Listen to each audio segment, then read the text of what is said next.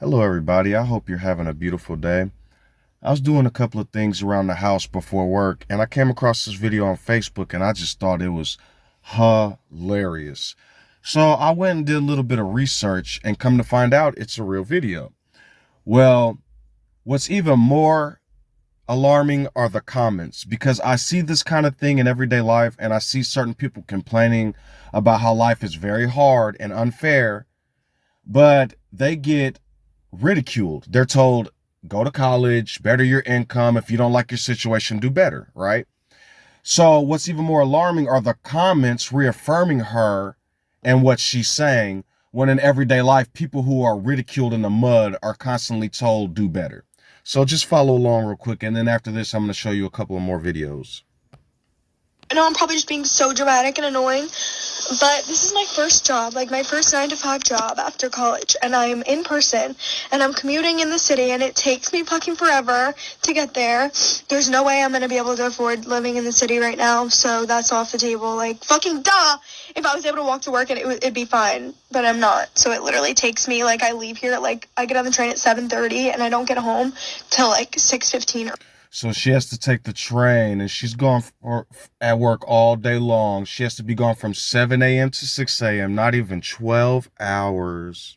Earliest, and then, like, I don't have time to do anything. I want to shower, eat my dinner, and go to sleep. I don't have time or energy to cook my dinner either. Like, I don't have energy to work out. Like, that's out the window. Like, I'm so upset. Oh my God. Nothing to do with And she doesn't have time to work out, guys. So, it's just follow along. It's just so sad. my job at all, but just like the 9 to 5 schedule in general is crazy. Being in the office 9 to 5, like if it was remote, you get off at 5 and you're home and everything's fine. But like I'm not home. It takes me long to get home, and like people that drive to the office, like you don't get off at 5. And I know it could be worse. I know I could be working longer, but like I literally get off, it's pitch black. Like I don't have energy. How do you have friends? Like how do you have time to like meet like a guy? I don't know. Like how do you have time for like dating? She doesn't have time to meet friends and meet guys. So like, oh my goodness. Like I don't have time for anything, and I'm like so stressed out, and I'm also getting my period, so that's why I'm all emotional. But like, Yeah, so I'm just gonna stop it there. Like, whoa. So I guess what I'm trying to say is like, so as you guys heard before, I was just showing you these stories of people in Nigeria, and I'm telling you about what's going on in the Congo and Rwanda, and how Africa is just being decimated generation after generation. All these different immigrants trying to come into the country because they have to deal with dictators or terrible lifestyles. They just want a new life, but they're ridiculed and talked about. She went to college and did everything she was supposed to, and something's just not working out, right? So I just find this interesting, because when it's anybody else, they're lazy and not doing what they're supposed to. So this is why I want you to read some of these comments, right? I'm 58 and I totally understand what she's saying. When you add the commute to and from work to the 8, if you're lucky, hours, that's a word salad. It's a hell of a grind. If you're on salary, forget it, because you'll still have 3 hours commute on top of possibly 10. So right. So, oh, she's so right. I don't know why people bash her for something we all agree on. Oh, we all now agree that the corporate world is messed up, right? Because I remember a certain community saying that we have been being oppressed for a long time. Now that people have to work, right, and they can't own people anymore, it's just so hard. Leaving home at 7 a.m. just to get home at 6 p.m. is ass for anyone and really not worth it, right? So forget all the people in healthcare and in factories working 12, 16-hour regular shifts, right? Oh my God. A lot of people acknowledging that it is hard, but at the same time being really mean about it. Like, are you kidding me? So bear with me for a second. I'm going to show you something. Okay, so this is Dr. Richie's, and he has a channel and he talks about a lot of oppression and stuff. Well, the thing about this man's channel, if you read his comments, which I can go through and read them with you, you're going to see a lot of people saying, well, you're calling this racism and it's not really proper reporting. It's just a mishandling on the police's part and everything else. So I want you to really follow along with this story and understand what's happening, because what really got me into this into this kind of stuff was I saw a Jewish rabbi talking, and he had a bunch of historians and people and political scientists with him. And on this video, he was saying that Africans are going through a modern day Holocaust. There's 2 million or so plus people in Sudan being killed. There have been millions in Rwanda being killed. What's going on with the Congo, with South Africa, with all types of just the whole continent. And he was saying that the Islamists are still instituting slavery and never ended it in North America. So the Africans and African Americans shouldn't be siding with the Palestinians. They should be on their side. And so I thought to myself when I heard that, every time there's some type of oppression or a point being made or civil rights, people piggyback on the blacks and the African Americans and the Africans. They say, oh, this is so wrong. Or they'll say, oh, it's oppressive like what happens to the blacks. Or oftentimes I'll hear people say, if this happened to the blacks, or if this was said to the blacks, it'd be wrong, anti-Semitism. But what you guys fail to realize when you see the bigger picture is people constantly analyze our civilizations and communities. And they talk about us on the news like we're just some type of product or something. So I want you to really pay attention to what's about to happen to this man right now. A coworker decides to call the cops on another coworker because he believes, well, there's theft of some major items, but it never happened. I'm going to take you to the first video. Here it is. We saw him leave with the box. We saw him come back without the box. He didn't send it? No, it's still outstanding. Like the shipment still hasn't been scanned in. So you're probably asking yourself, if it's already come to the point of the police, they've probably questioned this employee, had a stout investigation to where they thoroughly made sure that it wasn't the employee. So keep watching along. So yeah, it's just left what they came back without it. Correct. You know, if you just took it through a dumpster, maybe they shipped it somewhere else. We really have no idea. So it's just a BCM lower? Just a BCM lower. And what's his description? Is it color black male? 6'2" black male, or 230 pounds. Okay. We'll talk for a second and we'll be in there. So the owners want to address this with him first. Is that do I need? The owners would like to address it with him first. So the man doesn't even know what's going on. They just immediately call the police, and they're going to tell the police, chill, wait on our time until we get this figured out, and then you can arrest him. Watch this. Anything we do to slow roll this, or? Okay. So what we would do, so let me game plan with him because I want to make sure he's online with everything. But just chill right here. We're gonna talk for a second. And then I don't want to put the owners in the pickle, right? Yeah. So just give a second. What's your game plan, buddy? So we took off with it. We returned without it. But the They owners have video. Okay, they have video of it. Okay. They don't know if they want to press charges yet, but what kind of charge is this? This will be your grand larceny. Stand up over. Yes.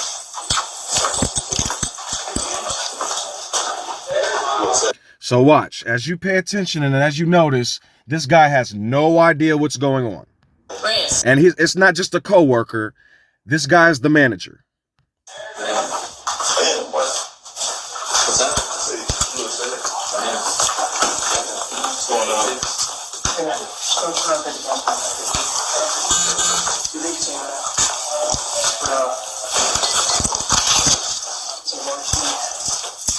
What? I'll explain everything. Oh, y'all really serious? You got your idea? Yeah. Larceny, this is crazy, bro. Yeah, you see, he did not steal anything. They could have posed a question or two prior, but as soon as the police heard blackmail, theft, they said, okay, I understand what's happening. Yeah, exactly. They said, when the dude first got, he said, what's the description? You know, black male, 6'2". Ooh, all right, we're going to have to step in here. Let's come up with a game plan. How do you want to run this?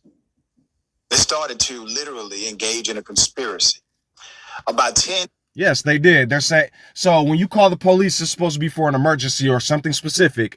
You don't call the police and then scheme with them and say, all right, how are we going to go about this? We haven't questioned them yet. We don't have any evidence yet. What?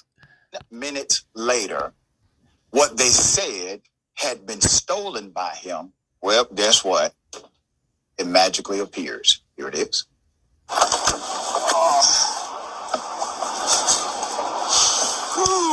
Saved by the freaking mailman. Yeah, appreciate it. Saved by the mailman. So when they found the package in the mail, they're saying he saved while innocent.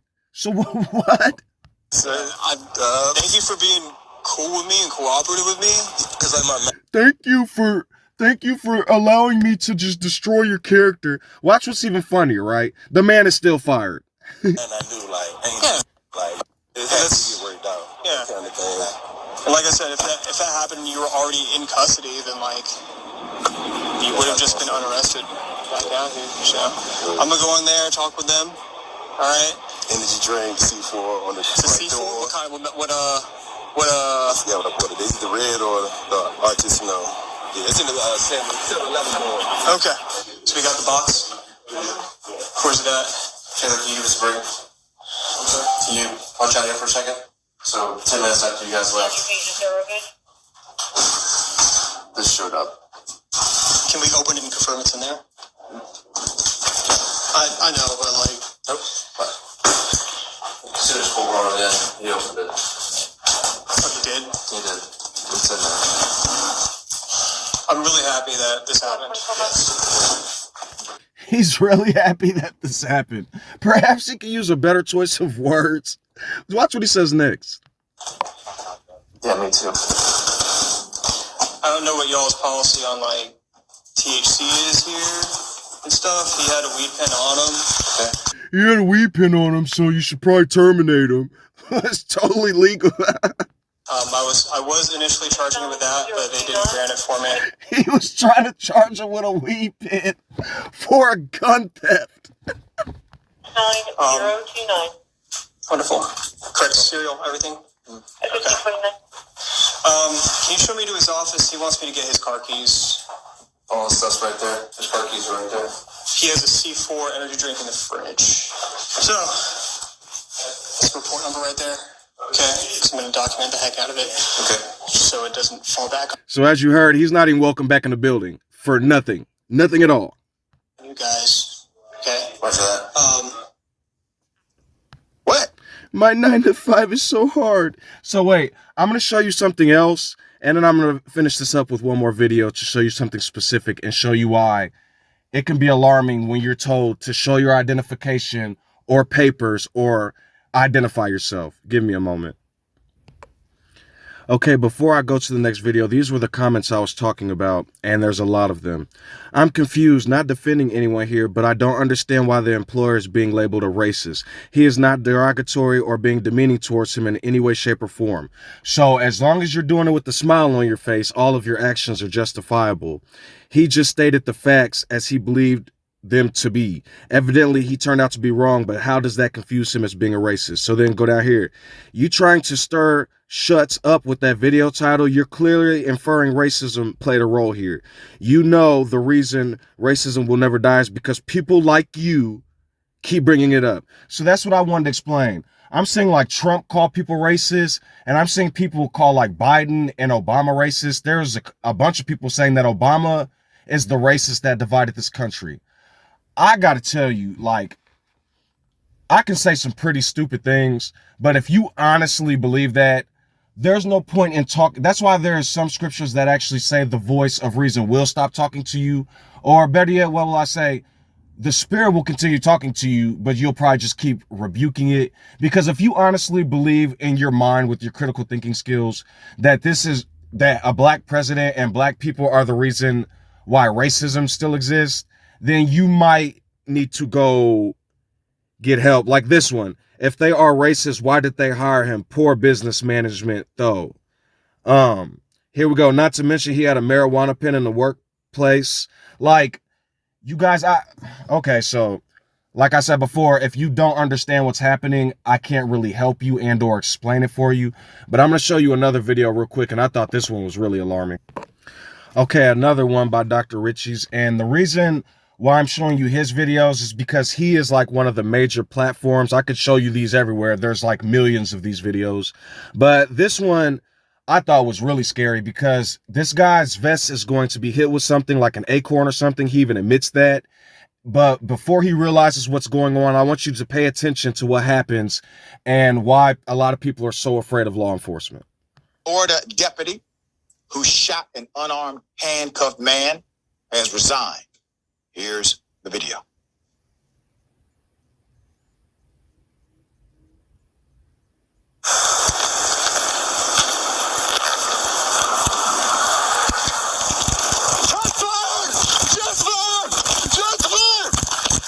Okay, so I hate to stop it in the middle. So as you notice, I don't know if you heard anything, but the dude just did like 4 barrel rolls and started screaming shots fired, right? If you hear the word shots fired or gun, gun, gun, just pray. I mean, because that's... Shots fired!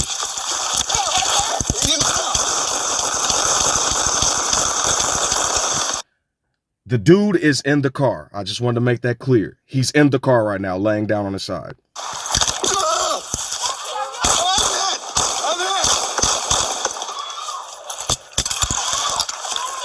What? I'm in the car. I was shot through the car. Oh.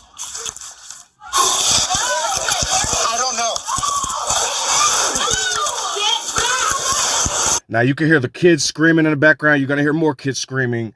And you could just hear him being fanatic. And they gave this man a gun. They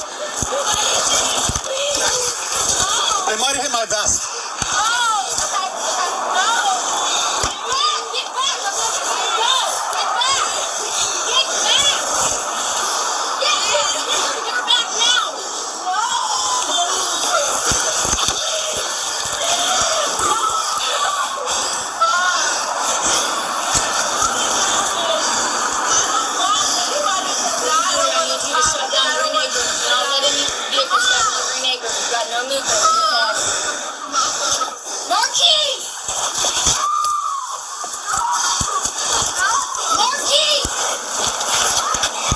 Now, don't ask me how, but the dude lived. Not only did he live, he really only got like, I think, hit a couple times or something.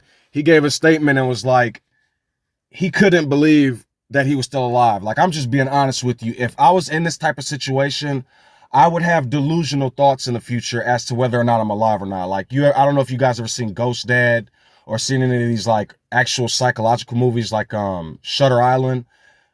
I would be messed up after this. I'm just being honest with you.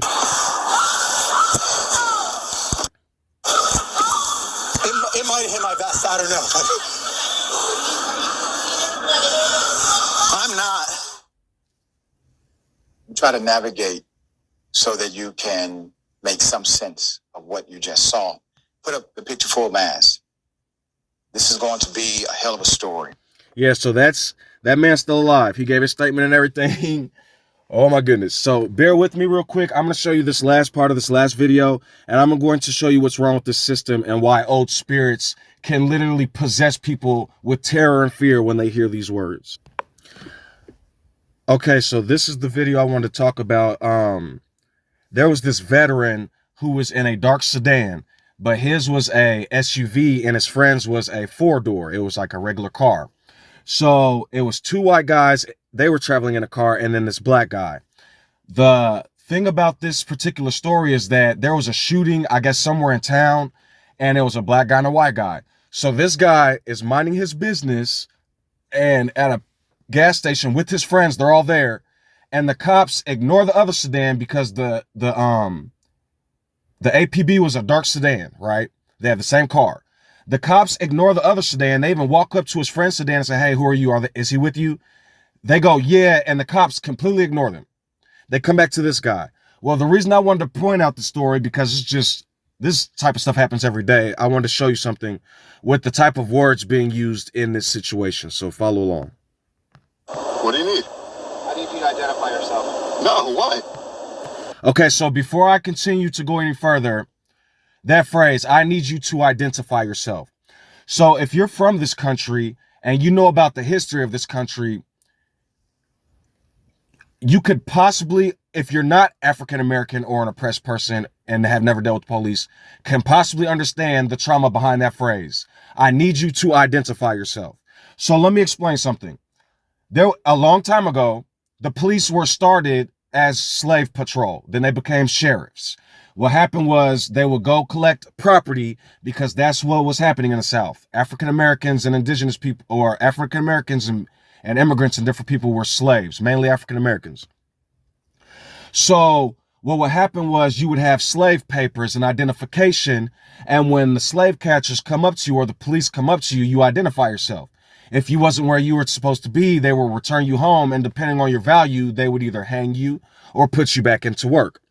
So, and I've talked about spirits of old living on and resurrecting. So when you go up to random African Americans or people of color, and you say to them, I need you to identify yourself, you are taking them 400 years into the past and causing ungodly trauma. And then not only that, I want you to listen to the language he uses here. Because you're leaving the area where a shooting occurred. In Grand Junction, Colorado, that is Aaron, a veteran of the U.S. Marine Corps. I've done absolutely nothing. I pulled into a gas station because my friends are here. Okay, if you fail to identify yourself, I'm going to pull you out of this car and detain you for obstruction. No. So if you don't show me your paperwork and ID, I'm going to drag you out of your vehicle and I'm going to send you to the jailhouse. Are you seeing what I'm saying? So this is the free country we live in. And if the reality for a lot of people is their life is on the line constantly. They're constantly at risk of being accused or treated like garbage because of the social hierarchies and the spirits that exist. If you look at a lot of these comments when dealing with African Americans or immigrants or anybody, they're detrimental and horrible. But then as you saw the little girl that was crying that just graduated from college, oh, it's so sad and it's so horrific what she has to deal with.